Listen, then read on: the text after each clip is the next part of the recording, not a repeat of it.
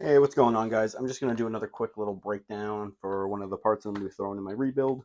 And this time we are looking at Corsair's Dominator Platinum RGB DDR5 RAM. So this is only going to be compatible with DDR5 based motherboards.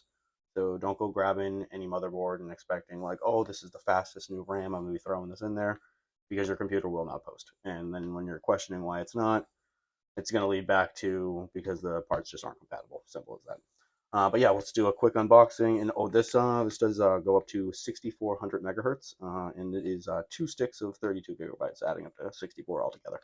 But yeah, this is actually I'm pretty excited to get this into my rebuild because I'm currently running four sticks of 32 gigabytes of I believe they're the same. No, they might be the Vengeance Pro. Yeah, they're the Vengeance Pro from Corsair. But that's running at 3200 megahertz, and I thought that was fast. So I can only imagine how fast the 6400 megahertz is.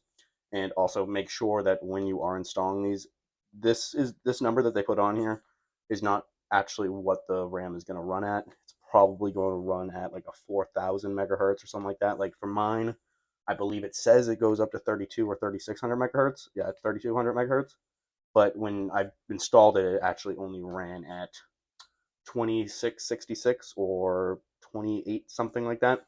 So just make sure that you go into your BIOS and change it, either the XMP settings, or I forget what the settings are for AMD because I don't really mess with it too much, but I'm running an Intel build. So yeah, as you can actually see right here, it says on the side, Intel XMP ready. So you basically just go into your BIOS if you're not familiar with it, change it to XMP 1 or 2, and that'll basically dictate how fast your RAM is actually going to run at. And that'll actually get it up to the 6400 megahertz. So make sure you do that. All right, so let's just unbox this real quick. It'll be a quick one just because it's just two DRAM sticks. But let's see if I can get this open without having to break it apart. I totally should have had a blade of some sort. Okay, here we go. We got one side open. Pop open the other side. It's a very weird box. Okay, there we go. Pop that open. Pop that open. Let's take a look at this. Yeah, I am running the Vengeance on my current build right now. And the RGB on those are pretty cool, but these look awesome. Oh, these are upside down. Be careful. Okay, there we go. So let's take our sticks out. And there we go. I will just open one of them because they're both going to be exactly the same. All right, so here is our stick of RAM. So this one stick will be 132 gigabytes. There we go.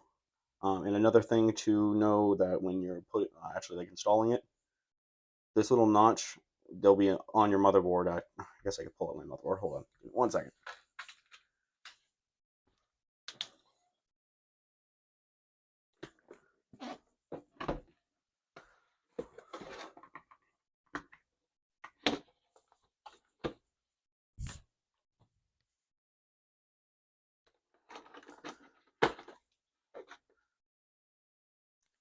All right, so this is the motherboard we were looking at the other day, the Z790 Maximus Hero. But so, like I was saying, how the actual DRAM stick has this little notch in the middle. So if you can see down here, it has the same notch. So these can only be installed one way. Like you'll only be able to get this in one way. Actually, I kind of wanted to wait until we christened this with the build, but I will just show you real quick how we install these.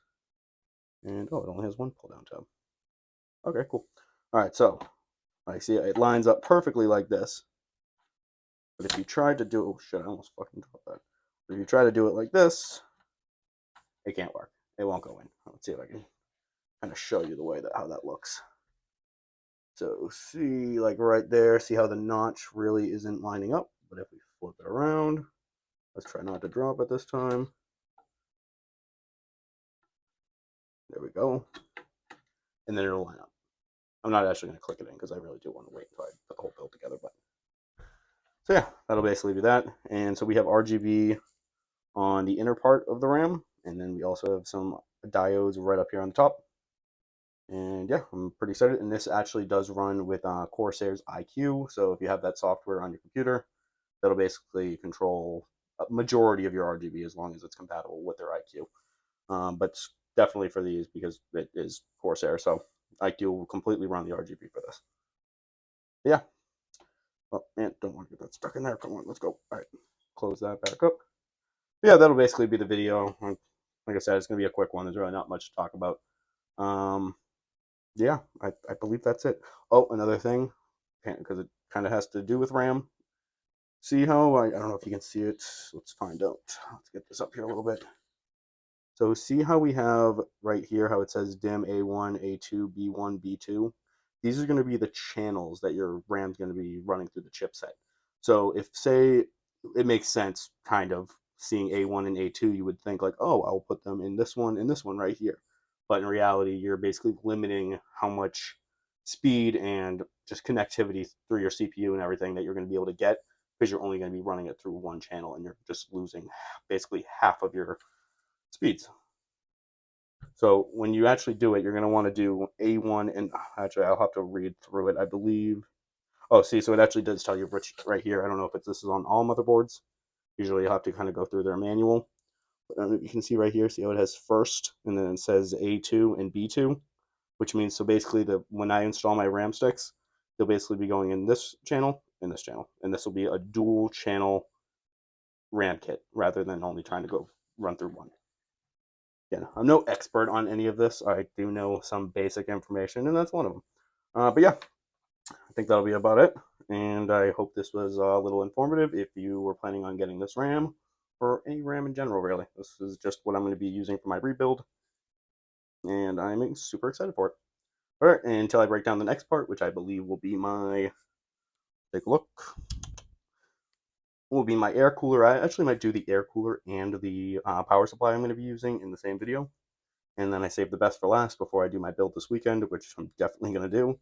I'm going to be breaking down and doing an unboxing of the RTX 4090. But yeah, until then, thanks for watching, and I'll see you on the next one. Peace.